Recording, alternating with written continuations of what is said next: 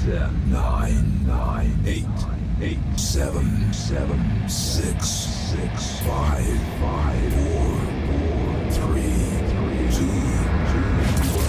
1. All systems go. You're listening to Sudbury News Talk. I want to show you something. Stand by.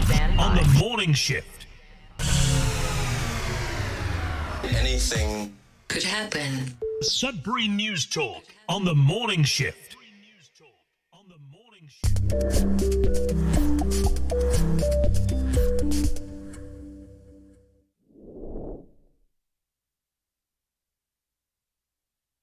Well, good morning, everyone. Welcome to Sudbury News Talk on the morning shift. I'm AJ Walsh. Thanks for being with us. Nice to be here with you.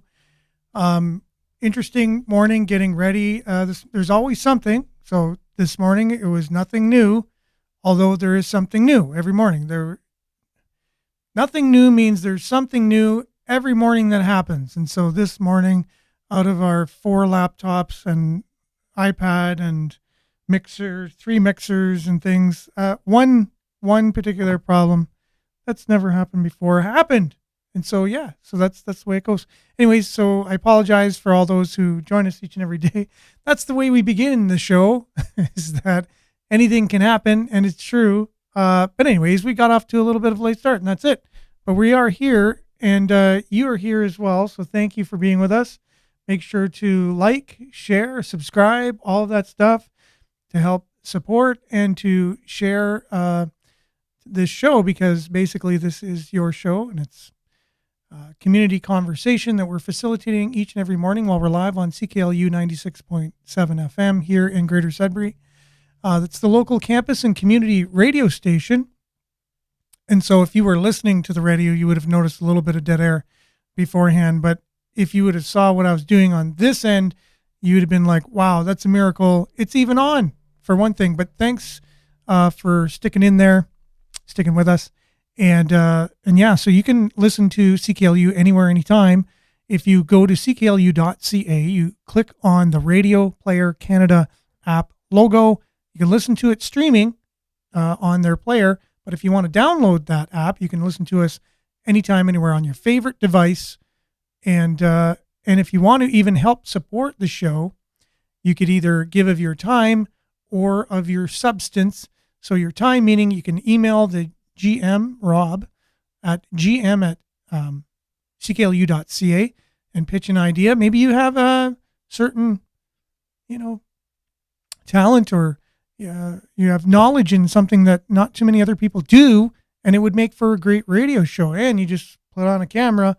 Well, it's not actually that simple, but you could actually stream it as well and have your own podcast / live stream, and you're off to the races. So give that some consideration. But if you're not, if you don't picture yourself doing that or whatever, and you still want to support the station, CKLU, been around since 1984.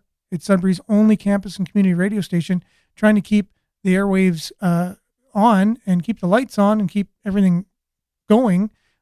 We rely on donations. So if you can just click the donate button, and whatever you feel it's worth to you, it's more than appreciated on our end. And so with that, also like and share and subscribe to this particular show on facebook.com/Sudbury News, youtube.com/Sudbury News. Thanks for listening. Thanks for being such a part of this show. We're so appreciative of you, because this is, again, your show, and we're here to make this happen for you. It's a service we're doing for the community. We don't get paid for doing this at all.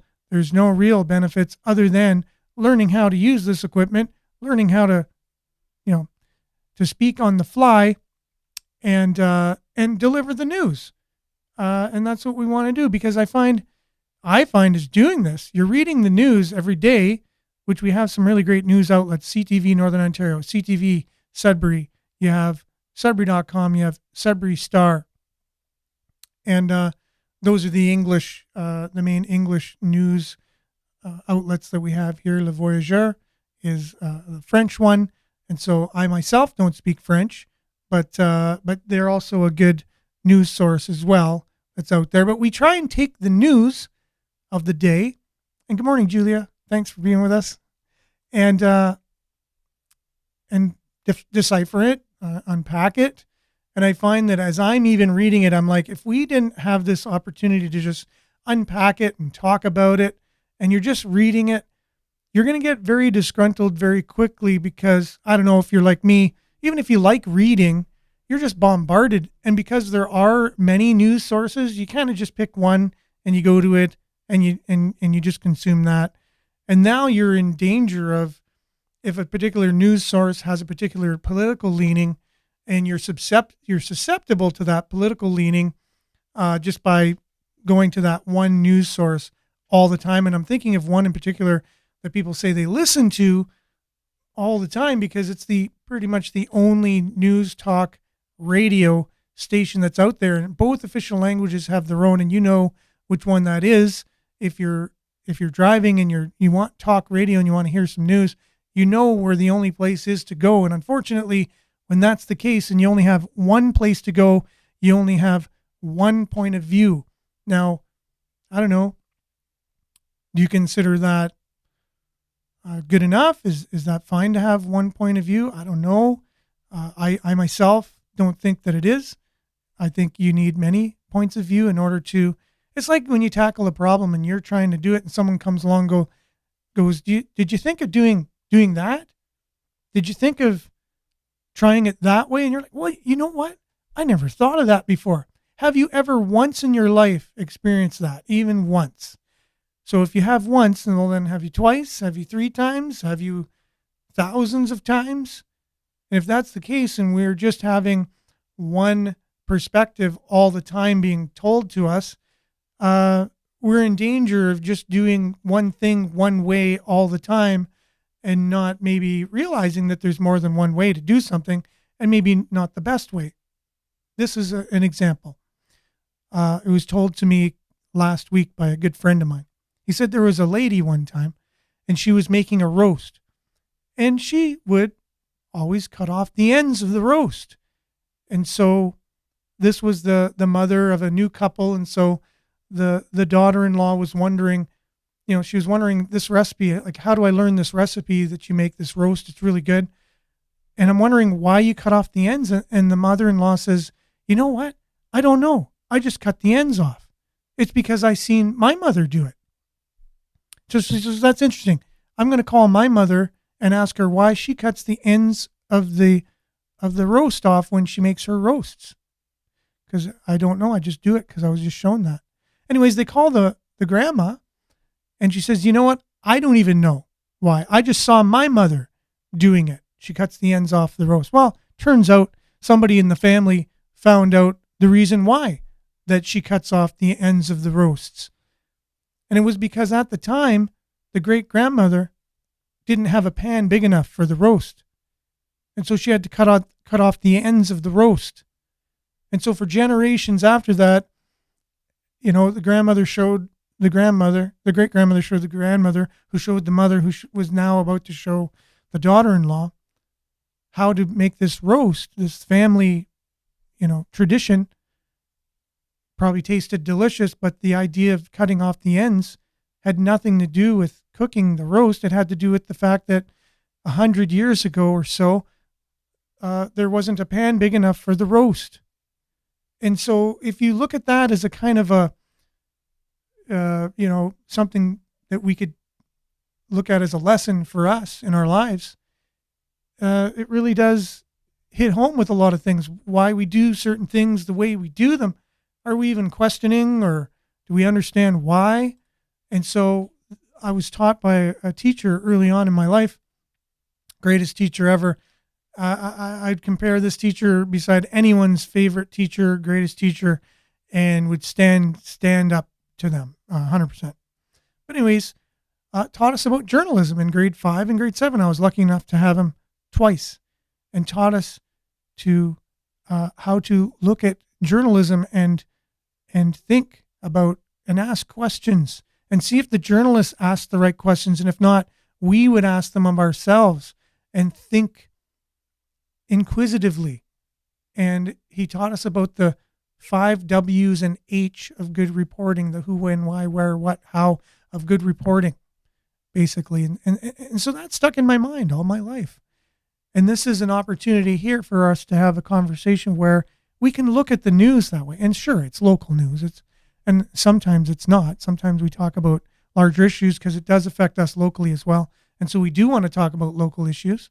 We're having an election coming up for one thing. That's huge. Like, this is going to impact the city. And as we've been doing the show since March, News Talk, we've been doing Sports Talk since April of 2017. But as of this March, and after the pandemic, we switched gears into News Talk because we found out, we just found that there's just a lot of issues that deserve to be unpacked in the community. And sure, it's fun and rather easy to kind of unpack sports and have a good time with it. We just noticed that there's a lot of more meatier issues going on that probably deserve some attention. And so now we're focusing on local news. And this is a conversation that we're all having around our community and what makes our community great, and what are the things we can avoid with the, why do we cut the roasts off on both sides? Do we need to do it that way, or can we do it another way? And if we start all thinking as a community about what are some of the better ways to do things, then our community ultimately benefits from that. And hopefully doing our small part here to have this conversation each and every weekday morning between 7:30 and 8:30, live streaming and on the radio. Hopefully, someone can't say, well, I've never heard of that show, or I wasn't asked to participate in that conversation, because basically it's open to everybody and it's not done under a rock somewhere or whatever. We're broadcasting as much as we can on our dime. So basically there's costs involved too. So not only are we volunteering our time each and every morning, it does cost money for subscriptions and equipment and things like that, and even gas. When I remember Zach, when he first started on the show coming in, he'd drive all the way from Sudbury all the way to Hanmer each and every morning to do the show. He never asked me for anything. He never asked anyone for anything. He just did it out of the goodness of his heart. And we have people like Miles and Nick and Dave and Billy and Pierre on the show as co-hosts, which surprise, surprise. The reason why I'm rambling so much is we don't have a co-host this morning, so I apologize for that. But we do have many co-hosts, and we've had many guests on the show as well. And we've invited all the candidates for mayor and councillors in the city to be on the show, and many, many of them responded. And now they're giving me their dates, basically what days would be better for them. And so we don't have any for this morning, but there are a lot being. I've had to make a schedule now, because as if I'm going to remember all these dates. We'll just be on one morning, and all of a sudden someone will pop up and won't be ready for them. So I got to make a schedule, a calendar, and have all of these interviews lined up on certain days. So stay tuned for that. And stay tuned this morning. We got a lot of news, even though I'm doing a large preamble and we started late. We have a lot to unpack this morning, and so we'll get to that. But first, like every morning, we're going to start off with a little bit of weather. And we'll be back right after this little bit of an intro.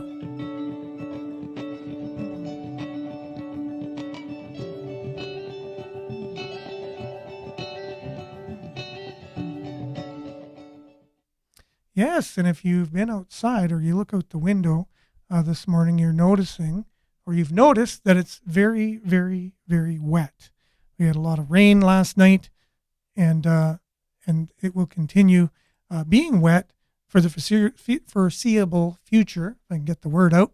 And currently it's 17 degrees. It's light rain and 99% humidity.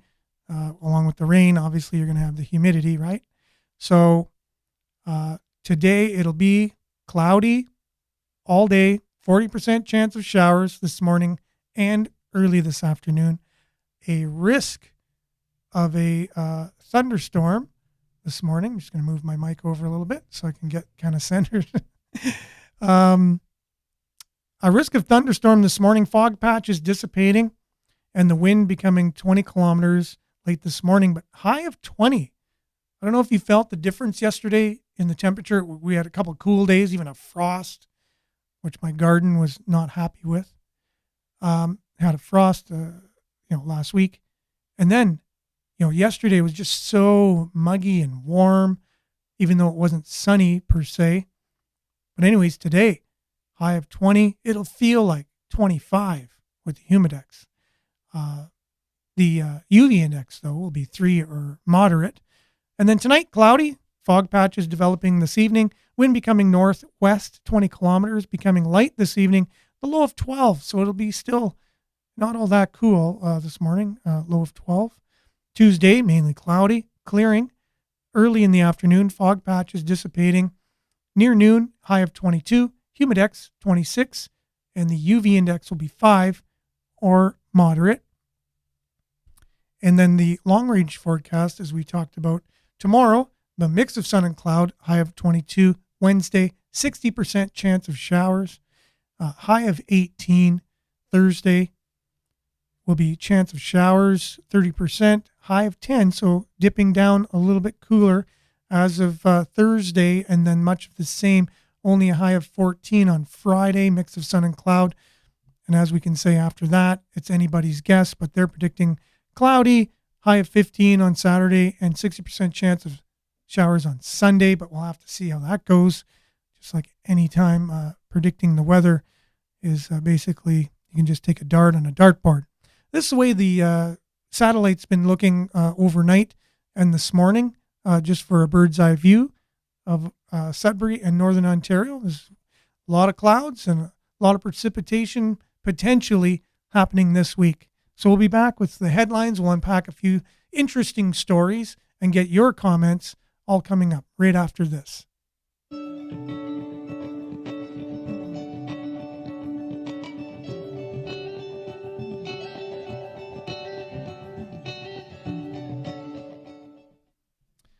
And yes, as every day is, there's always new things happening. There's always news going on, and today's no exception. And we just had a weekend, so we're we're full of all kinds of things.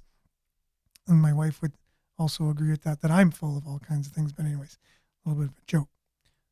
Yeah. Good morning, Jerome. Another week of Sudbury news. Yeah, for sure. Thank you for getting me off the ranting, because we got a lot to talk about today. And one of the things that we ended with the show last week on Friday was that we had some celebrities in town doing a zombie movie, and that was Chevy Chase and Dan Aykroyd. It doesn't happen, every day where you have, celebrities of that stature in town. So it was a kind of a big deal. And you had the news outlets on hand basically covering. And so here's a little taste, a little video of Dan Aykroyd and Chevy Chase just clowning around as they normally do. Angel. Thank you. Truly an angel. Yeah. And as far as what keeps me going, I have a set of Allen wrenches in the morning, and I tweak. I tighten everything up, and and it doesn't make too much noise, except at the end of the day. Thanks for asking. I just think that's funny, that the fact that these guys had City of Sudbury scarves on while they're giving the interview, and really kind of cool, in some ways, but just kind of, I don't know. You ever hear the shameless plug? Like, it's kind of like so blatantly obvious. They have these Sudbury scarves on, and just to prove, I guess, in the video or something in the future with pictures that these two are in Sudbury. I don't know. I just thought that was so blatantly obvious. It's like if you're trying to teach someone something and you don't allow them to learn, you just come right out and tell them, hey, guess where I was today? And you don't give them a chance to guess. You're like, I was in Chelmsford, where the Letterkenny was being filmed. And that's from Jerome. Letterkenny is being filmed in Chelmsford today. And Letterkenny is the show that Sudburyans have come to know, that's been basically, Letterkenny is Sudbury, basically. The town is Sudbury. And they shoot a lot in the outlying areas, a lot of times in Chelmsford. And so it's a really funny show. And a little, what's the word? A lot of swearing, a lot of innuendo, It's not meant for children per se. Not that they would get a lot of the comedy anyways, but it's adult comedy. And so, but yeah, it's given a lot of people from Sudbury an opportunity to get involved in the industry, right? To get on as either extras or even speaking roles. And so it's kind of exciting, right? These are exciting things. Not every community gets to have, award-winning popular shows being made in their community and having, worldwide known celebrities coming in and making movies. So I just think it's kind of neat, and it was one of our headlines beginning the day. A man and a woman in their 60s both sent to hospital after the single vehicle crash. This was one of the collisions that took place in the South End that held up traffic for quite some time last week. I believe it was Thursday. Yeah, collision on Thursday. And so more information's come out on that. We have a letter from Paul Lefebvre. Sudbury is brimming with opportunity. And so you can kind of see his angle already in the election. He's going for a positive spin. Sometimes we get real crotchety on this show and we're picking apart city council and the current mayor, and we're scratching our heads and going, how did we get here? And all of these things that are going on. But I think Paul Lefebvre's onto something here with his looking at the bright side of change rather than criticizing the current. He's looking at the silver lining of the future. As a PR person, I think that's probably the best way to go. That is the best way to go, because you can sit there all day and criticize, and there's lots to criticize if we talk about things on the show. We realize that, but he's taking the high road or the better road to get elected if you're talking about positive things in Sudbury. And that's what happens with a lot of candidates, They'll criticize the opponents, but they don't really give what their ideas are. They say, well, this is wrong, that's wrong, this is wrong.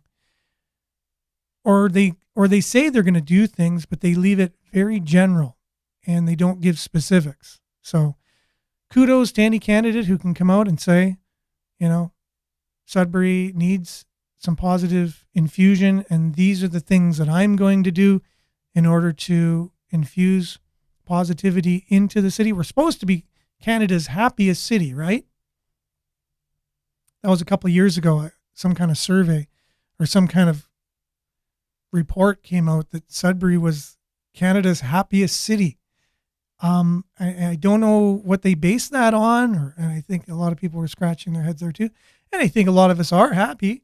I think you could say that too, but the happiest city in Canada, and I don't know how you gauge that exactly, but I think Paul Lefebvre's taking a little, drawing from that well, if you will, of positiveness.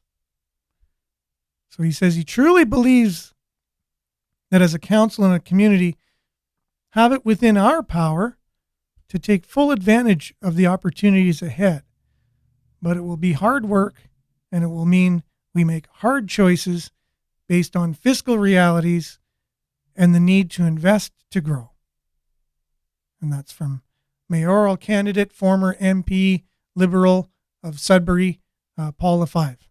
And he's saying all the right things. He's talking about being fiscally responsible, not being way out there, but also investing, which we need to do in the right ways to get return on investment and have the economy of the city grow to where it needs to be, and it will grow. I think it's going to grow in spite of ourselves, regardless of the new mayor, regardless of the new council. As the world changes and we're looking to more renewable energies, mainly battery technology, you're going to find Sudbury right at the heart of that and booming, at least the industry. Now, and when there's lots of jobs and lots of industry going on, things can be rather good. And so you can make lots of mistakes within that and it doesn't show as much, right? Which I think over time and history, I think that's the boat Sudbury's been in. And having said that, though, 99% of the wealth that has come from here is gone from here. and or 99.9999%. There could be a lot better efforts made to keep the wealth here in Sudbury that's taken out of the ground, just something like the model that Alberta's had for so many years. If you heard about this one, there's a couple MPs, NDP MPPs that went on this diet to kind of show what it would be like to live on an income on Ontario Works, basically, which is rather low. It's extremely low. I'm surprised anyone can live on that. I mean, it doesn't make any sense in our economy, especially with the inflation. I think it's a little more than $500 a month. And how can you rent a place, first of all, and then afford food on top of that? I don't know. It's very impossible. I don't know the answers to it. I don't have the answers, but a couple of MPPs have decided to see what it would be like, I think for what it was, 2 weeks or something, with that kind of a budget to buy groceries. Or look at this, 5 NDP, so I said a couple or 2. 5 NDP MPPs have wrapped up a 2-week social assistance diet that they say helped draw attention to the difficulties of trying to eat well on $95. Close that. However, former NDP MPP Rima Burns McGowan, likened it onto cosplaying poverty. So that's an interesting analogy. They're just kind of playing around with it, arguing it's always a bad idea to pretend you're oppressed when you're not, which I think many people would hold that same point of view. I've heard that out there. And just have to wait a bit here for Julia's comment to come on here. I could read it. But so Julia was downtown this weekend at an event. The homeless population is astronomical. Yep. And she was shocked. Yes. And apparently we do have a crisis in town for sure. There's no doubt about it. And along with the new kind of political correct, wording, we're not supposed to even say homeless anymore, but that's what, the languages the language is beginning to be changed on that. But yeah, for now we're going to say homeless because I don't think we'll be arrested yet for saying that. But either way, no matter what you call it, the problem is people don't have homes and they don't have money and they have all kinds of mental issues, emotional and economical. It's a social problem that's very, very unhoused. Yeah, thanks, Julia. Yeah, unhoused. And now there's even another term for it, but it's hard to stay on top of all the new. So unhoused is one political correct way of saying homeless. And there's maybe others in this article. I don't know, but I was reading it last night. I forget which one I was reading it in. But NDP MPP Monique Taylor said she lived on a diet of pasta and rice and bread to lend her voice to people who are already working hard to draw government's attention to social assistance food budgets. Taylor said it's about making sure that we're using our platform. So I guess, there's sides to this and I'm not even exactly sure how I feel about this. Anti-poverty groups are calling on the Doug Ford government to double Ontario Works and disability support benefits. The Ford government increased ODSP rates by 5% starting this month, but left OW unchanged. Let's see what we got here. What you see on the table here is what those on social assistance cannot afford to buy and eat. Fresh fruit or fresh vegetables or canned beans. Those are the kind of decisions that anti-poverty activists say face Ontarians every day when they live on social assistance. and they want the Ontario government to do something about it in its next budget. I don't want to be told what to eat, carbohydrates and sodium. Food should not come in a can that has been sitting on a shelf for months. We're here to speak up for those who do not choose to fast, but sometimes find them forced to fast by the lack of resources to feed themselves or their family. Ontario Finance Minister Dwight Duncan met with the protesters, and they say he was very sympathetic to their cause. But with a budget that promises to be swimming in red ink, he really has a lot of priorities to consider. If you could imagine living on just over $500 a month in Toronto, you know you're not eating healthy food. Hey, you're not eating at all. Anti-poverty activists say they really don't have a choice. It's the canned beans for them.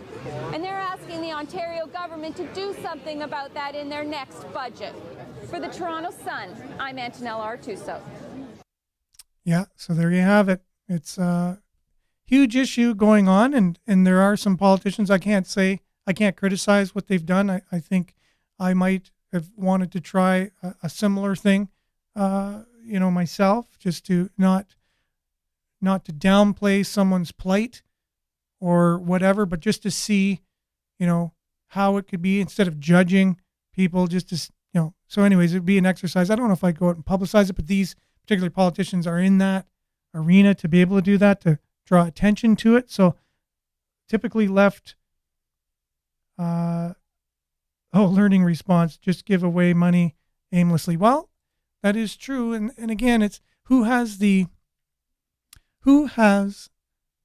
answers for this, really? Think of it. It's a societal breakdown problem. Inflation is going rapidly up through the roof, where you and I might find ourselves in that position very shortly. That's the bigger issue here. But as we're not there yet, there are people who have been living in that area, economic range, for quite some time, and they've had to live with it.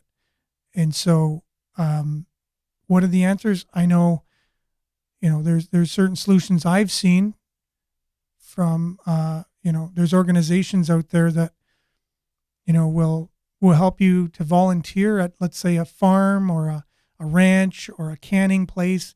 And in return for your volunteering, you get food for your time, or you get, money that goes towards food. But then, labor unions would look at that as kind of exploiting and having a lower class, you know what I mean? So it's hard. It's a hard place to navigate. It's almost like we've gotten into an age now where if you're a doctor and you see something on the side of this, you see an accident, you're apprehensive to get out and help that person because you could be sued. And so our laws and our setups, our politics, our policies, we've kind of painted ourselves into a corner in a lot of ways for things like that. Food banks are having trouble giving out food because if it's past the expiry date and someone gets sick or something. Grocery stores can't even give their day, expired food away because just in case someone gets sick.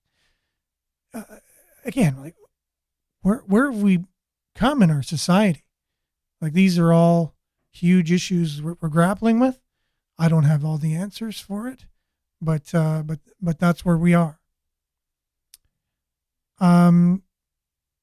So you have the conversation going on here in the comments. As I'm trying to do the show and keep up with the comments, I do apologize for not getting a lot of them on the screen or even alluding to them. I give my apologies for that.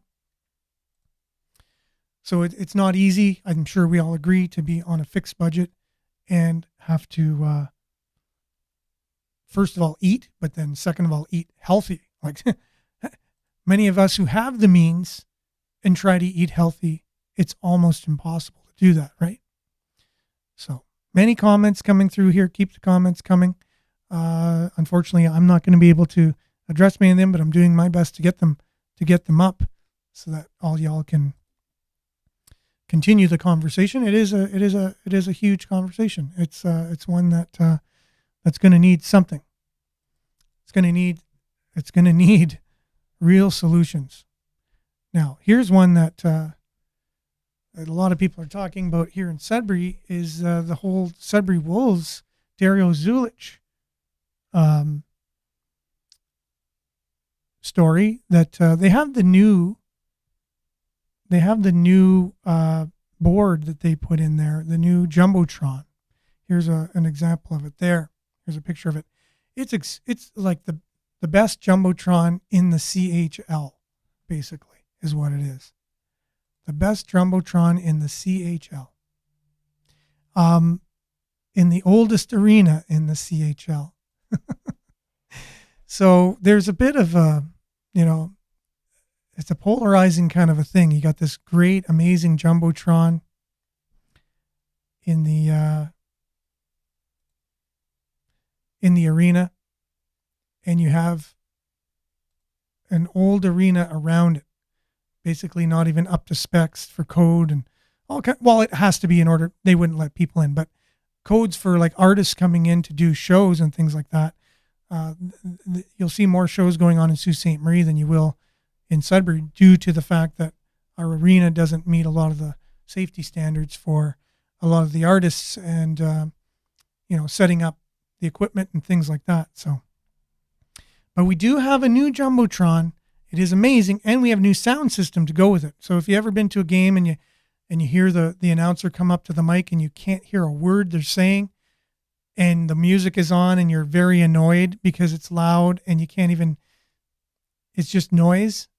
Well, apparently that has been at least somewhat upgraded and updated. You can't do anything with the acoustics of the Sudbury Arena, but you can do something with the sound system to combat the bad acoustics of the Sudbury Arena. And that's exactly what they've done.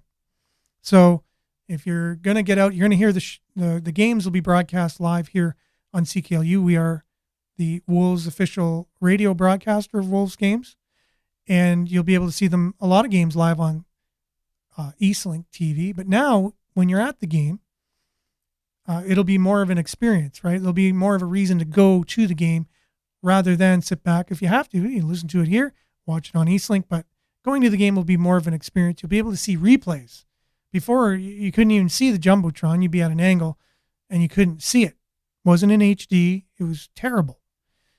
And they tried to play replays. You couldn't see it. But now it's going to be very clear, very easy to see. And the experience is going to be a lot better. Advertisers even will have more of an advantage because you'll actually see their advertising on the Jumbotron. And they'll be able to get the point across a lot better. So here the headline is, Sudbury Wolves owner Dario Zulich hints that things will get better, saying very soon we'll be playing in a brand new arena somewhere.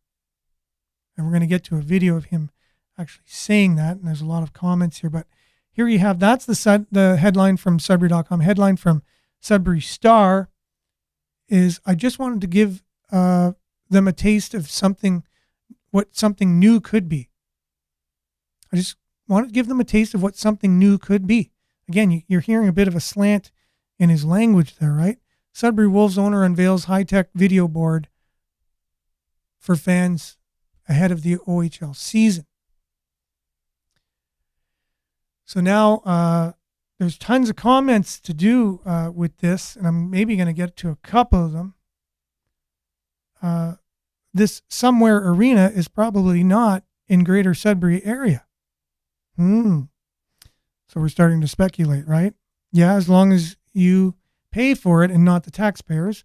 That is a good point, right? I mean, a lot of people were worried about the tax dollars going to do this when private money could suffice, right? So, and we want to make sure, at least if tax dollars do go to something, there's a return on the investment.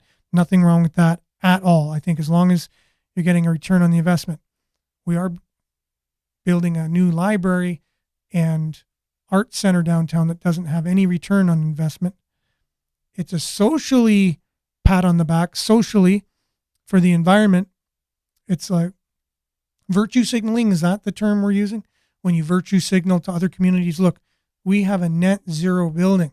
It's net zero for carbon emissions, but it's definitely not net zero for dollars. A lot of the tax dollars are going to be going into this to build it and sure, we're getting other tax dollars from federal and provincial, but there are municipal tax dollars going into it too.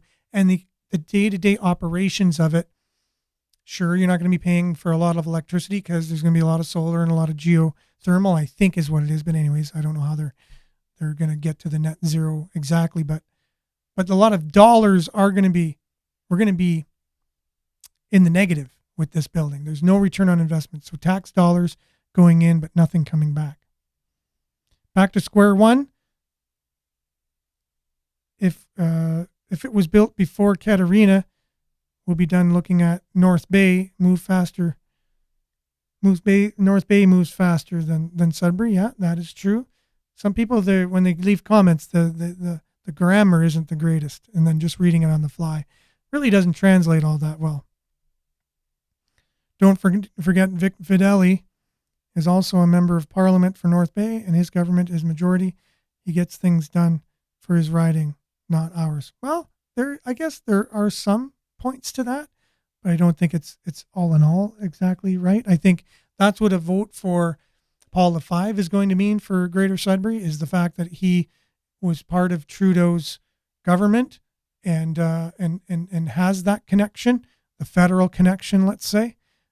Ensure he's not in cabinet or in his, he's not in Parliament at the time, but as the mayor, he has a lot of that experience and a lot of those connections, and would be someone who would be able to access a lot of that, the federal dollars and things, whereas someone else who didn't have those connections and didn't have the knowledge might not have done it.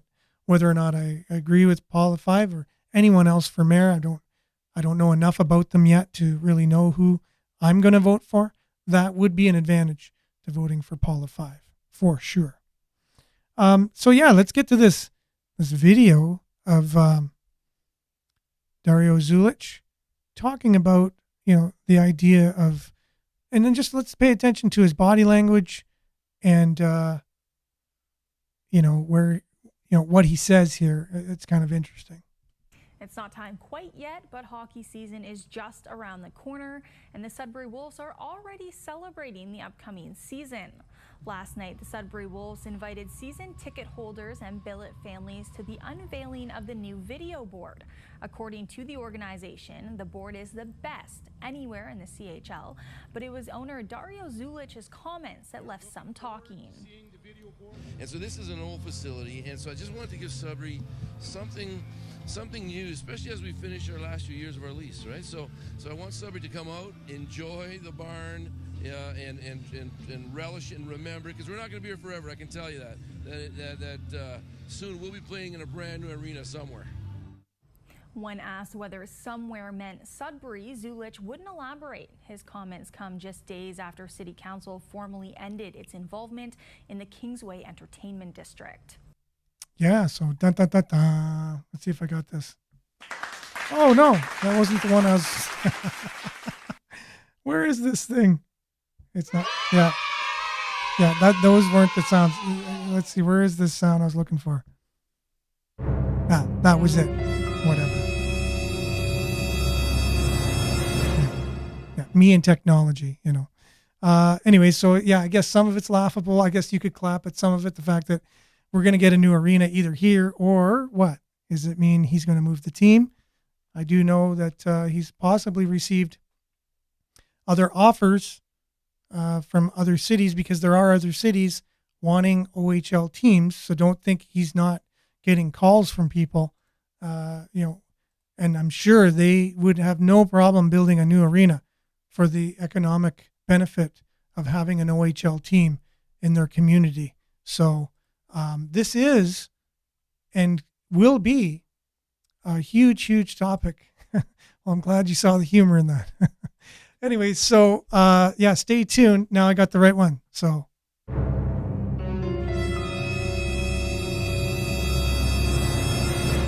will Sudbury Arena be built? Will we have a new arena in Sudbury, or will the team move to a new arena somewhere else?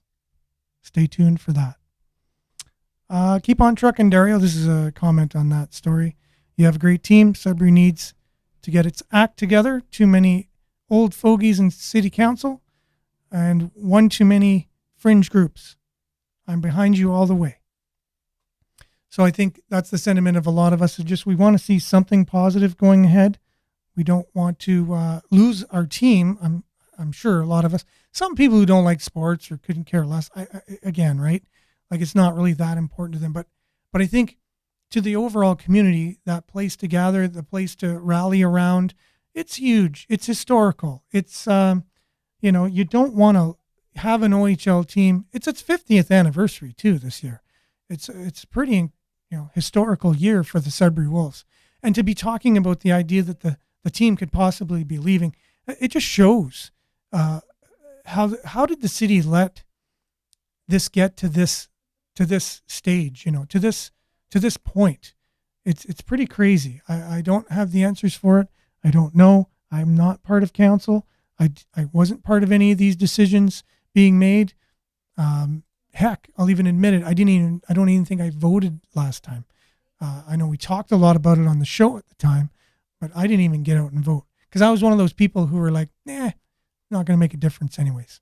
And so since then, though, kind of turned over a little bit of a leaf, and I do feel that my vote can actually make a difference in the community.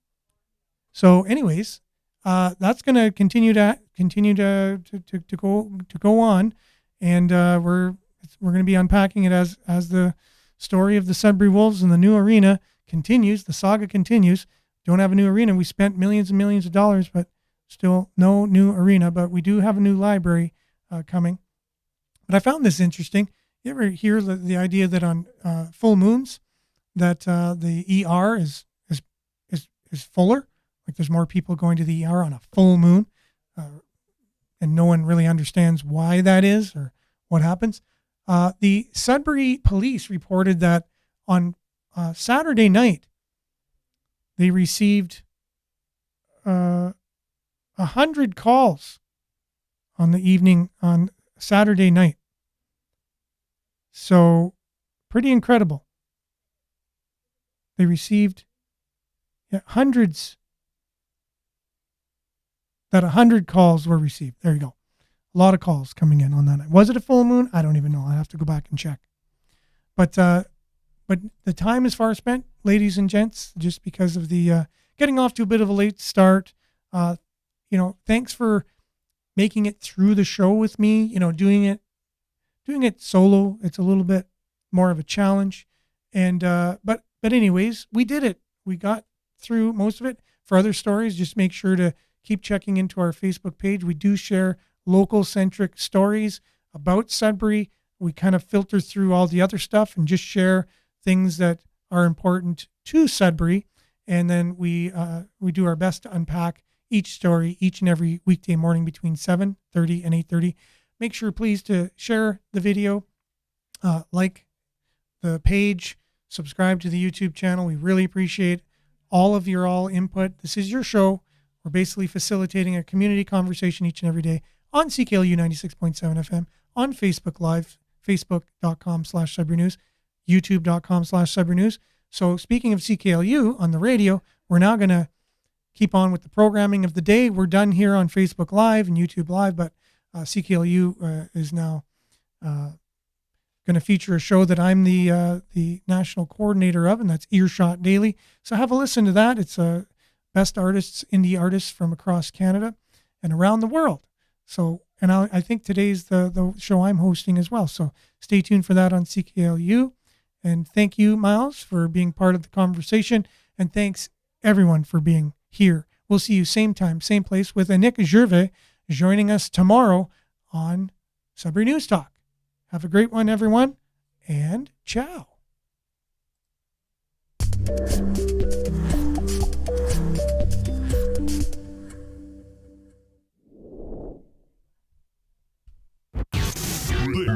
This is Sudbury News Talk on the morning shift.